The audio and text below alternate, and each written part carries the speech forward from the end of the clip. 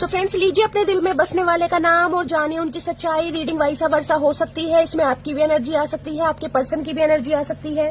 सबसे पहले एनर्जी से कनेक्ट होने के लिए पेज को फॉलो कीजिए, कमेंट्स बॉक्स में जाकर हर हर महादेव टाइप कीजिए, रील को शेयर कीजिए ताकि महादेव की ब्लेसिंग आपके प्यार के ऊपर हमेशा रहे और जल्द से जल्द आपका यूनियन हो सके। लेट्स सी आपके पर्सन क्या बताना चाहते हैं। चाइल्डहुड लव किसी का दिखाई दे रहा हो सकता है, किसी का बचपन का प्यार है गाइस।